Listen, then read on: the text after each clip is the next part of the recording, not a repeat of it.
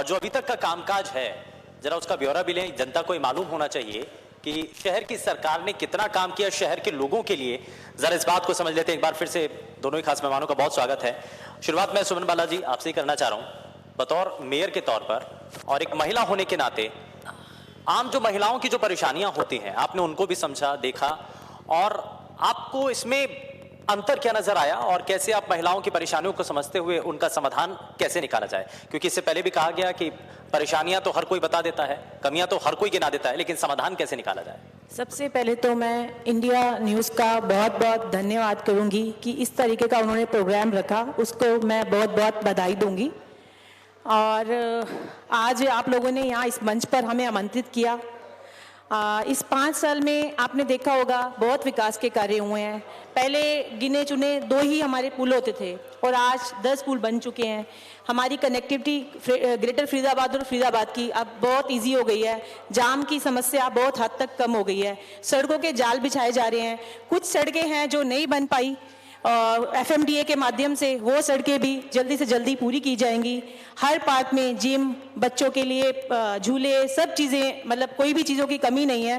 Park जो होते हैं ना कि सुबह सुबह बंदा मॉर्निंग वॉक के लिए जाता है तो पार्क में ही जाता है, तो हमारे पार्क सुंदर होने चाहिए, लाइट्स होनी चाहिए उसमें। तो आपने देखा होगा 90% पार्क हमारे, 100% नहीं बोलूँगी क्योंकि कोई भी काम संपूर्ण नहीं होता, तो हमारे 90% पार्क देखो बहुत सुंदर बन चुके हैं। चारों तरफ LED लाइट्स का लग चुके हैं। तो मैं कहूँगी कि 5 साल में हमारे शहर में बहुत विकास हुआ है। और एक जो बहुत बड़ी समस्या आज भी हम जूझ रहे हैं सीवरेज की समस्या को, तो उसके लिए भी 130 करोड़ का प्रोजेक्ट हमने अप्रूवल के लिए भेज दिया है। और मुझे पूरी उम्मीद है जल्द से जल्द ये जो टाउन की समस्या थी सीवरेज को लेके, ये भी, इसका भी समाधान किया जाएगा। ठीक है, सीवरेज की समस्या का क्योंकि एक बड़ी चुनौती के तौर पर है, लेकिन इंद्रजीत जी, शासन और प्रशासन दोनों को मिलकर के काम करना होता है। अगर शासन की नीयत है, नीति है, तो उसमें प्रशासनिक अधिकारियों को उस पर आगे बढ़कर के काम करना होता है। तो जैसा कि सुमन बालाजी ने भी कहा कि हमारी नीयत है, हम नीयत के साथ काम करना चाह रहे हैं, आगे बढ़ना चाह रहे हैं, तो इसमें आपको, क्योंकि प्रशासनिक स्तर पर जो काम करना होता है उसको इम्प्लीमेंटेशन करने में क्या बड़ी चुनौतियां आपको नजर आती हैं? और जब टारगेट सीधे सीधे तय कर दिया गया 2 महीने का, तो इस 2 महीने के टारगेट को अचीव करना कितनी बड़ी चुनौती है? जो हमें आती हैं वो सारी एक दूसरे से कनेक्टेड चुनौतियाँ रहती हैं। जैसे हम कोई सीवर की मैडम बात कर रहे हैं कि सीवर की प्रॉब्लम रहती है और कुछ, तो ये सब सफाई जो हमारी प्रॉपर तरीके से नहीं हो पाती, जो हमारे पॉलीथीन यूज़ होता है, जो हमारे दूसरी इसी तरह की चीज़ हैं जो हम बिना कुछ समझे और उसको देख के हम कहीं भी फेंक देते हैं, उसी से वो सब सीवरेज में और नालियों में जाके हमारा सब कुछ ब्लॉक कर देती है। ऐसे ही हमारे यहाँ काउडंग की बड़ी प्रॉब्लम है। काउडंग भी जो लोग हमारे यहाँ के रहने वाले हैं वो कुछ अपने जो पशु हैं उनके काउडंग को सीवरेज में डाल देते हैं, जिससे जो ब्लॉकेज उसकी बढ़ती है। तो उसको हमने एक प्रोसेस अपनाया है कि उसमें कुछ यूजर चार्जेस हम उनसे 250 रुपया पर एनुअल पर मंथ के हिसाब से उनसे चार्ज करेंगे और उनका काउडंग उठा के और उसमें हम उसको ट्रीटमेंट के लिए लेके जाएंगे। एक ये इस तरह की सी जो प्रॉब्लम है, हमको इस तरीके से हम इनको टैकल करने की कोशिश कर रहे हैं। जैसे जैसे मैम और हमारा सदन, हमारे पार्षद महोदय, हमारे कमिश्नर साहब, मंत्री महोदय जो हमें आदेश देते हैं, उसके अनुसार हम कोशिश करते हैं कि हम इन चीज़ों को सबको ठीक से कर पाएँ। ठीक है, मैं इससे पहले भी सेशन में सुन रहा था कि सभी लोगों की तरफ से कहा गया कि हम फरीदाबाद को आगे ले जाना चाहते हैं और इंदौर का बार बार जिक्र हो रहा था। तो क्यों ना हम फरीदाबाद को ऐसा आइडियली बेहतर बना पाएं कि लोग उसकी मिसाल पेश करें। इससे पहले ये चल रहा था, लेकिन इसके लिए सुमन बालाजी, हमारे सामने टारगेट जो है 2 महीने का, हम उसमें क्या अचीव करना चाहते हैं और कैसे हम कर पाएंगे?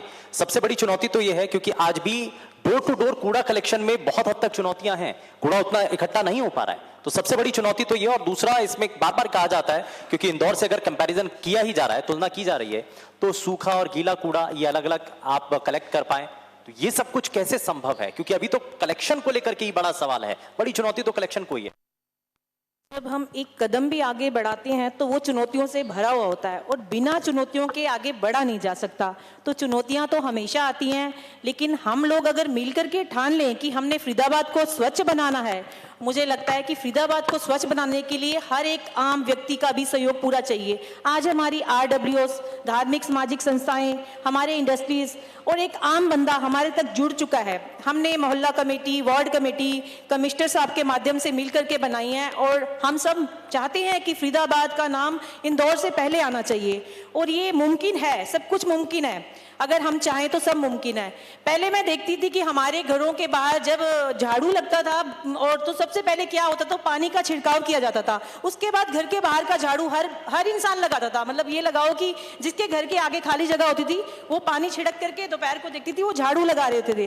तो उन्हीं चीज़ों की आज हमें फिर जरूरत है, क्योंकि जब तक हम सब एक छोटा छोटा इनिशिएटिव लेंगे ना तो उससे ही आगे बढ़ सकते हैं। तो हर व्यक्ति को एक थोड़ा सा इनिशिएटिव लेकर के हम फरीदाबाद को स्वच्छ बनाएंगे, आगे बढ़ेंगे और जो 2 महीने का टाइम पीरियड दिया हुआ है उससे पहले हम जो है अपने फरीदाबाद को कूड़ा मुक्त बनाएंगे। आज हमारी इको ग्रीन के माध्यम से 120 गाड़ियां और आ चुकी हैं, जिसमें पार्टीशन करके गीला और सूखा कूड़ा अलग अलग करके डाला जाएगा और इसका निस्तारण किया जाएगा। क्योंकि जब गार्बेज को एक जगह मिल जाती है, क्योंकि ये जो सेकेंडरी पॉइंट्स पे कूड़ा कहाँ से आता है, क्योंकि डोर टू डोर कलेक्शन में कहीं कमी आ रही थी। अब जो 120 गाड़ियां आई हैं उनके माध्यम से हम कूड़े को डोर टू डोर 100% कलेक्ट करेंगे और इस समस्या का समाधान करेंगे। चलिए, कलेक्शन को लेकर के जो आपकी रास्ते हैं वो मुझे लगता है कि मजबूत हों, लेकिन इसमें जरा इंद्रजीत जी कैसे आप डोर टू डोर कलेक्शन, क्योंकि इससे पहले के सेशंस में भी इस बात पर चर्चा हो रही थी कि डोर टू डोर कूड़ा कलेक्शन को लेकर के काम तो किया जा रहा है, लेकिन अगर कलेक्ट किया जा रहा है, कूड़ा आ रहा है, तो आप देख रहे हैं कूड़े के बड़े बड़े पहाड़ भी नजर आते हैं। उसकी जो परेशानी है उसको कैसे हल किया जाएगा?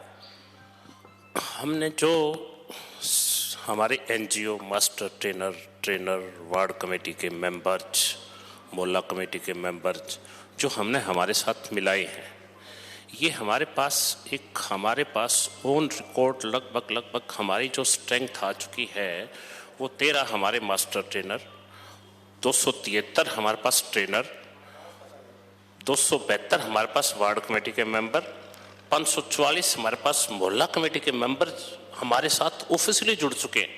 ये 1000 से ऊपर की हमारी स्ट्रेंथ जारी है और इसके अलावा 47 NGOs हमारे साथ जुड़ी हुई हैं, हमारे CSR पार्टनर जुड़े हुए हैं। तो ये एक बहुत लंबा जो नंबर है वो हमारे साथ जुड़ा हुआ है जो इस बारे में काम करेगा। हमने ये एक टारगेट रखा है कि हम हर घर तक 31 दिसंबर तक हर घर तक पहुंचेंगे। 31 दिसंबर तक हम सब घरों से डोर टू डोर गार्बेज लेना शुरू कर देंगे। और इसी में एक आज सुबह कमिश्नर साहब जैसे कह रहे थे कि 29, 30 और 31 दिसंबर को हम फिर एक गार्बेज उठाने का एक प्लान करेंगे कि सारे शहर से गार्बेज को उठाएंगे और फिर इसको इम्प्लीमेंट करने का रोजाना तरीका रहेगा। तो लंबा प्रोसेस है, ये तो चलता रहेगा, हम इसकी कोशिश करते रहेंगे। ठीक है, कोशिशें होनी चाहिए और कोशिशों के बल पर ही कोई भी काम जो है मुकाम तक हम पहुंच पाते हैं। लेकिन सुमन बालाजी, आप 2 तरीके से काम होने चाहिए, क्योंकि मुझे लगता है कि किसी भी काम को करने के पहले उसकी प्लानिंग होनी चाहिए। आप ग्रामीण इलाके भी हैं फरीदाबाद के अंदर, जो कि बहुत हद तक ग्रामीण इलाकों के अंदर ODF को लेकर इससे पहले भी चर्चा हो रही थी, तो वो एक बड़ी चुनौती है, बड़े हैं। साथ ही शहरी इलाकों की अपनी अलग परेशानियां हैं। इन दोनों को पैरेलल तरीके से उनका हल निकालना, सॉल्यूशन करना, ये आप कैसे देख रहे हैं? देखो जी, एक्चुअल में क्या होता है, शहर के लोग पढ़े लिखे होते हैं, समझदार होते हैं। गांव के लोगों को आज हमारे जो मोहल्ला कमेटी बनी है या वार्ड कमेटी बनी है, वहाँ के लोग, हमारे ट्रेनर भी हैं, वहाँ जा के बता रहे हैं कि स्वच्छता का क्या मतलब क्या वैल्यू है। क्योंकि कहते हैं जब शरीर एटमॉस्फेयर साफ रहता है तो शरीर भी स्वस्थ रहता है। तो उनको शरीर के माध्यम से फिजिकली हम कैसे फिट रह सकते हैं, ये सब चीज़ें अगर हमारी चारों तरफ सफाई होगी तो हम स्वस्थ रहेंगे, हमारा एटमॉस्फेयर अच्छा रहेगा। तो वहाँ जा करके सब लोग, हमारे पार्षद भी और हमारे जो RWOs भी हैं, NGOs भी हैं, सब जा करके गांव के लोगों को भी समझा रहे हैं कि इस तरह से हमें सफाई रखनी है। और मुझे लगता है सफाई का जो जितना उनको ज्ञान है वो शायद हमें भी नहीं होगा, बट उनको एक कहते हैं ना प्लानिंग करके क्या काम कैसे करना है वो सिखाया जा रहा है और उसको आगे हम इस तरीके से हम आगे बढ़ेंगे। ठीक है, लेकिन इसमें एक बहुत हद तक कमी नजर आती है इंद्रजीत जी। इससे पहले भी जिक्र कर रहा था कि जो जितने हमारी फ्रंट लाइन वर्कर्स हैं, सफाई जो कर्मी हैं, अगर आगे आकर प्रदेश को और पूरे देश को साफ करने का जिम्मा बीड़ा उन्होंने उठाया है, तो उनकी सुरक्षा का हम कितना ध्यान रख रहे हैं? को सब फैसिलिटी जो सरकार द्वारा दी जा रही, हम सब फैसिलिटी उनको टाइम टू टाइम दे रहे। थोड़ा सा हमारी कॉरपोरेशन थोड़ी सी कमज़ोर है, तो थोड़ा सा उसमें थोड़ी सी कोताही कभी कभार हो जाती है।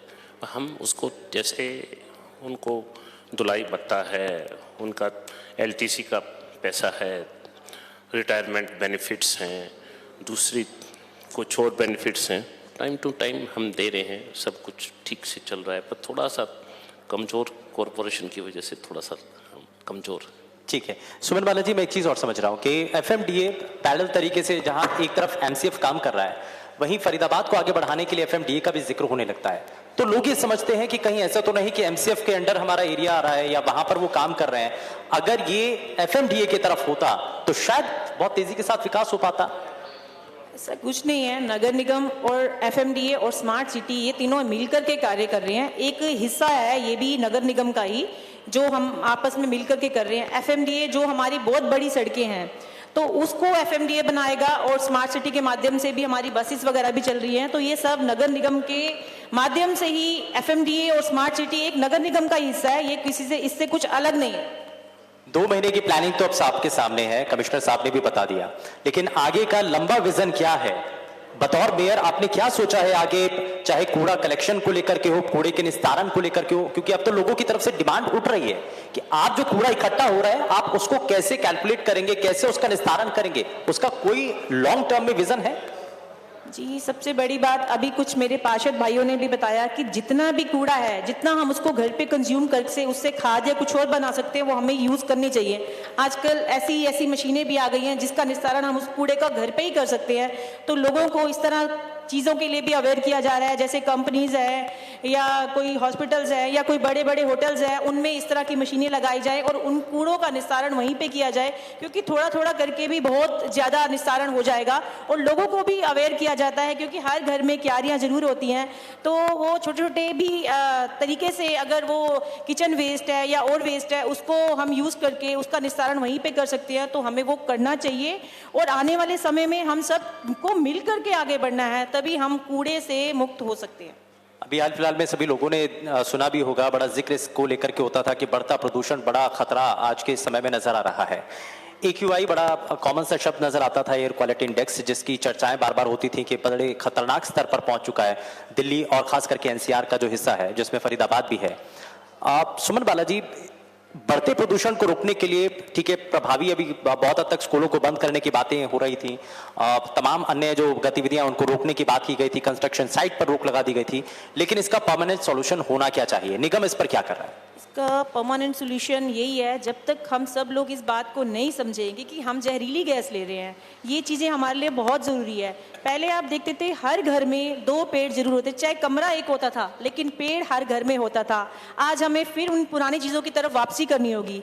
फिर हमें अपने हर इंसान को, चाहे एक कमरा हो, एक पेड़ की जगह जरूर छोड़ें, हर इंसान अपने घर में एक पेड़ लगाए, तभी आने वाले समय में अपनी जनरेशन को हम फिजिकली फिट रख सकते हैं। और हमें ये सब चीज़ें करनी पड़ेंगी। और हम भी अपनी तरफ से नगर निगम के माध्यम से भी जगह जगह पे पेड़ लगा रहे हैं, और लोगों को भी अवेयर किया जा रहा है कि हर बर्थडे पे हर बच्चे से पेड़ लगवाओ, ताकि उसको मतलब समझ आए कि पेड़ की क्या वैल्यू है, उसको एक बच्चे की तरह पाले पेड़ को, और आने वाले समय में बच्चों में ऐसे संस्कार डालें कि पेड़ जो लगाना बहुत ज़रूरी है।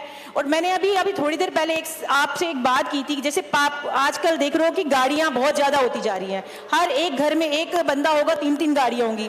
बंदे को जितनी यूज़ है गाड़ियों की उतनी ही चलाए, उससे ज़रूरत से ज़्यादा हो सके तो साइकिल का भी यूज़ करे। पहले समय में साइकिलें ज़्यादा यूज़ होती थी, गाड़ियाँ कम। एक ये भी कारण है, जहाँ जिसको लॉन्ग डिस्टेंस पे जाना है तो ऑब्वियस सी बात है गाड़ियाँ चाहिए, लेकिन अगर शॉर्ट डिस्टेंस है तो कोशिश करें कि साइकिल का प्रयोग करें। और ये सब छोटी छोटी चीज़ें हैं जिसको हम फॉलो करेंगे तो हम पोल्यूशन से बहुत जल्दी निपट सकते हैं। और जो मैंने बताया था कि घर के बाहर पानी, नगर निगम देखो अपने स्तर पे पानी का छिड़काव भी करता है, लेकिन इतने बड़े एरिया में कहीं ना कहीं हमसे कमी रह जाती है।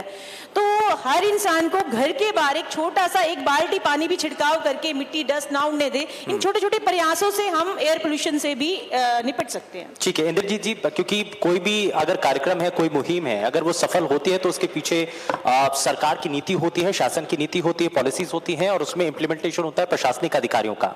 तो जो सरकार का विजन है आज के समय में, आप हालांकि टारगेट अधिकारियों की तरफ से और कमिश्नर साहब की तरफ से भी दिया गया कि 2 महीने में हमें इसको पूरा करना है।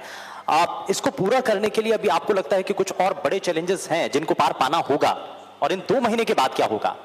इंद्रजीत जी। इसमें ये तो सरकार की जो पॉलिसी है वो तो हमें लागू करनी होती है, वो तो करते हैं। हम तो सरकार की पॉलिसी लागू करने के लिए ही हम अपॉइंट होते हैं, उसी लिए हम काम करते हैं। ये तो हमारा उद्देश्य है। आगे का लॉन्ग टर्म विजन क्या इसमें? क्योंकि सरकार की नीयत तो है कि वो स्वच्छता पखवाड़े को इसी तरीके से चला रहे हैं, वो चाहते हैं कि पूरे प्रदेश और देश के अंदर स्वच्छता के अभियान प्रतिस्पर्धा बनी रहे, तो फरीदाबाद को कैसे आगे? हम फरीदाबाद को इसी जो हमने कैंपेन चलाया हुआ है, हम इसी को लेके चलेंगे आगे। हम होम कंपोस्टिंग को प्रमोट करेंगे। हम दूसरे इसी तरीके के दूसरे जो डिसेंट्रलाइज प्लांट हैं गार्बेज ट्रीटमेंट के, वो हम इम्प्लीमेंट करेंगे। वार्ड वाइज हम लगाने की सोच रहे हैं कि हम उसमें लगा के, ताकि उनको दूसरे कहीं बंदवाड़ी या ऐसे कोई स्टेशन पे ना लेकर जाना पड़े, इस बारे में भी काम कर रहे हैं। एक हमारी गवर्नमेंट ऑफ इंडिया के साथ PSA की टीम है, वो भी हमारे साथ काम कर रही है। एक हम 50 टन का जल्दी कोई एक जो डिसेंट्रलाइज प्लांट है वो हमारा सोचना है कि जनवरी फरवरी तक हम उसको चालू कर पाएंगे। तो इस तरह से हम इसको गार्बेज को कम बंदवाड़ी जाने से या इस तरह के से जो कूड़े के ढेर बन रहे हैं उनको बढ़ने से रोक पाएंगे। ठीक है। क्योंकि हम ट्रांसपोर्टेशन को लेकर के जिक्र करे थे, सुमन बाला जी, मैं जरा आपसे भी समझना चाह रहा हूं, क्योंकि हमने देश के कुछ राज्यों के अंदर देखा है कि ट्रांसपोर्टेशन के अंदर बड़ा बदलाव लाया जा रहा है। इलेक्ट्रिक व्हीकल्स की एंट्री हो चुकी है, जो कि माना जा रहा है कि पर्यावरण के क्षेत्र में बड़ा बदलाव के तौर पर देखा जाएगा। कैबिनेट मंत्री मूलचंद शर्मा जी भी हमारे साथ इस वक्त हैं। मैं आगे के सेशन में हम समझेंगे उनसे भी कि प्रदेश की सरकार की इसमें पॉलिसी क्या है। लेकिन बतौर एक मेयर के तौर पर आपको नहीं लगता कि जो टिपर गाड़ियां हैं या छोटी छोटी गाड़ियां हैं, वैन हैं, या लोगों को जैसा आप कह रहे हैं कि साइकिल चलाने के लिए प्रेरित किया जा रहा है, तो क्यों ना हम इलेक्ट्रिक व्हीकल्स की तरफ शिफ्ट करें? ये भी टाइम आ चुका है। हमारे माननीय प्रधानमंत्री जी और हमारे माननीय मुख्यमंत्री जी का यही सपना है कि हमारा जो देश है, हमारा फरीदाबाद है, हमारा हरियाणा है, वो बिल्कुल कूड़ा मुक्त होना चाहिए, स्वच्छ भारत होना चाहिए, और जो ये पोल्यूशन है वो नहीं होना चाहिए। इन सब को लेकर के बहुत सी नीतियाँ भी बनाई जा रही हैं, और ये स्ट्रिक्टली भी इसके ऊपर, जैसे बताया ना, कुछ टाइम तो हमने प्यार से समझाया, लेकिन कुछ स्ट्रिक्टली भी एक्शन लिए जाने चाहिए, वो भी लिए जा रहे हैं। तो इन सब चीज़ों को लेकर के एक पब्लिक व्हीकल्स भी यूज़ करने के लिए, आप स्मार्ट सिटी ने हमारे पब्लिक व्हीकल्स देखो, अब बसेस वगैरह स्टार्ट की है। तो जो जहां हमें जिस चीज़ को कम से कम यूज़ करके पोल्यूशन ना हो, ऐसी चीज़ों को हमें यूज़ करना चाहिए। और मेरा लोगों से भी यही मैसेज है कि लॉन्ग डिस्टेंस पे ही गाड़ियाँ यूज़ करें, शॉर्ट डिस्टेंस पे या तो पैदल भी चलना हमारे शरीर के लिए बहुत फ़ायदेमंद होता है। थोड़े से डिस्टेंस के लिए हमें गाड़ियाँ नहीं उठानी चाहिए। तो ये चीज़ें हम भी फॉलो करते हैं, और मैं आप लोगों को भी बोलूँगी, हमारे पार्षद भी इस चीज़ के लिए लोगों को अवेयर करते हैं, और हम सब मिल करके एक होकर काम करेंगे, तभी हम अपने फरीदाबाद का, अपने देश का भला कर सकते हैं। बिल्कुल, और फरीदाबाद को आगे बढ़ाने के लिए सभी के सहयोग की जरूरत है। बहुत शुक्रिया हमारे दोनों ही खास मेहमानों का, आप जुड़े हमारे साथ। और इस सेशन में फिलहाल के लिए बस इतना ही, लेकिन एक छोटे से ब्रेक के लिए रुक रहे हैं, आगे भी अधिवेशन जारी है। Presented by Municipal Corporation Faridabad, powered by Manav Rachna Educational Institutions, Faridabad. Associate sponsor Escorts Limited, Faridabad Industries Association, Faridabad, Haryana Progressive Schools Conference, Faridabad, Indo Autotech Limited, Faridabad, Shivalik Group, Faridabad, Shell Group, Faridabad. Partner, proud to say I am SME of India. Education partner, Delhi Public School, Greater Faridabad. SSB Heart and Multi-Speciality Hospital, Faridabad, Best Heart Hospital. QRG Super Speciality Hospital, Sector 16, Faridabad. Good health, good people. Swachhata partner, Eco Green. Real estate partner, Ahimsa Nature's Park, where nature meets stature. Venue partner, Milan Vatika, Sector 11, Mathura Road, Faridabad.